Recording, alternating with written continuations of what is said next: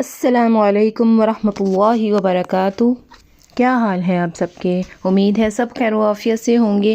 آج ہم جو ہے وہ چنے بنا رہے ہیں، چکر چھولے جس کو کہتے ہیں۔ بہت ہی ڈیلیشیس بنیں گے اور بہت ہی آسان ریسیپی ہے، شاید آپ نے پہلے نہیں دیکھی ہوگی، اور یہ بہت منفرد ریسیپی ہے۔ اس سے آپ بنائیں گے تو بہت ایک تو مزے کے بنیں گے اور دوسرے آپ چھا جائیں گے اپنی فیملی میں انشاءاللہ۔ یہ دیکھیں، سب سے پہلے آپ نے کیا کرنا ہے، چنے لے کے اس کو بوائل کرنا ہے۔ چنے اپنے جتنے بھی کوانٹٹی میں آپ نے بنانا ہے، آدھا کلو یا کلو لینا ہے، جتنے بھی، اس کو پریشر کوکر میں ڈالیں یا آپ جیسے بھی آپ بوائل کرنا چاہیں اس کو کر لیں۔ اس میں پانی ڈال کے اس کو مرچیں، ہری مرچیں 3-4 بڑی ثابت ڈال لیں، اور ادرک لہسن کا پیسٹ ڈال کے آپ اس کو پریشر کوکر میں بند کر کے اس کو بوائل کر لیں۔ یہ میں نے بوائل کر لیا تھا 10 منٹ میں، جب تک سیٹی اس کی تھی۔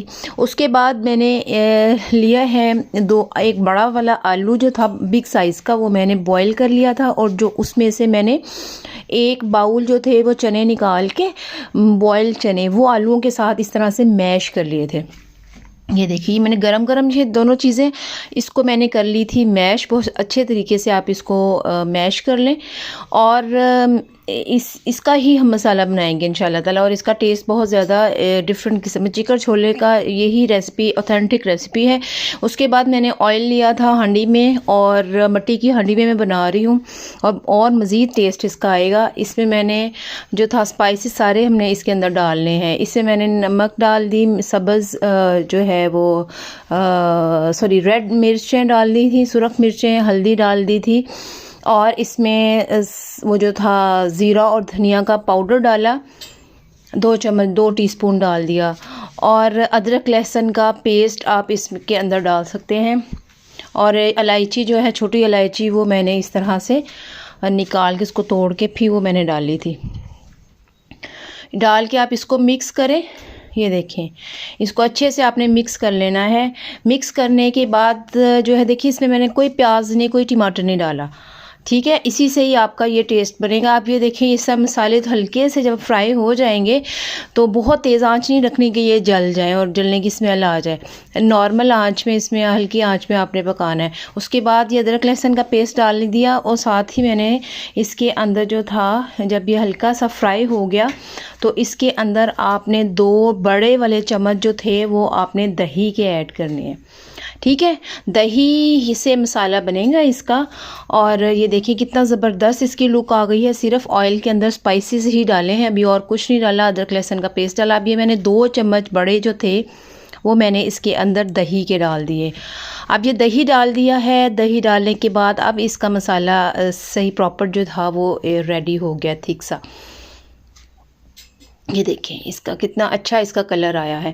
اب جو ہم نے میش کیے ہوئے تھے پوٹیٹو اور جو تھے چنے، اس کو وہ ہم نے ایڈ کر دینا ہے اس کے اندر، اور ایڈ کر کے ہم اس کو تھوڑا سا بھون لیں گے۔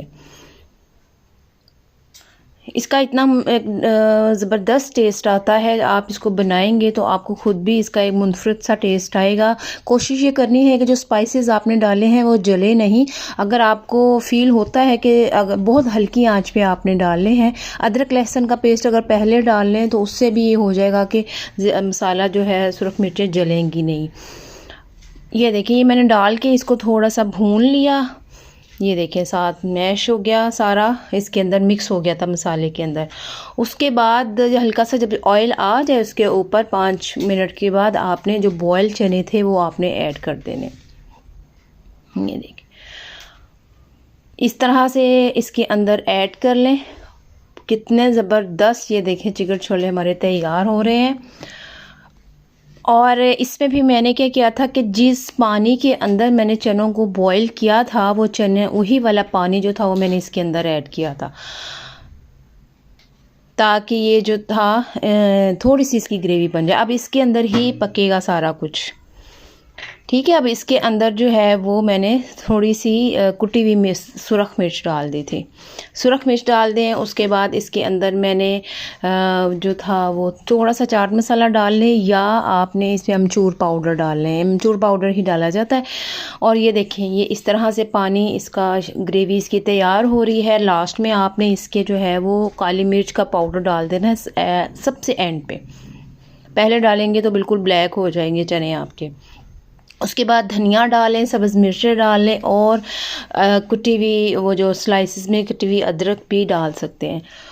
اور یہ دیکھیں، اور میں نے اینڈ پہ تھا نا تھوڑا سا گھی ڈال دیا تھا تاکہ ہلکی ہلکی گریوی سی اوپر جو ہے آئل سا آ جائے اوپر اس کی، تو اچھا اس کی لک دے گا وہ۔ اور اوپر سے یہ میں نے مٹی کی ہانڈی میں بنایا تھا تو یہ اور زیادہ مزے کی اس کی کا ٹیسٹ تھا۔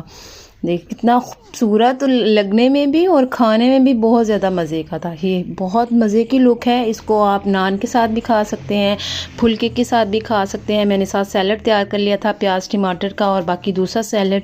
اس کو بنائیں اور انجوائے کریں اور تعریف بٹوریں اپنی، اور مجھے دعاؤں میں یاد رکھیں، جوائن بھی کریں اور لائک بھی کریں۔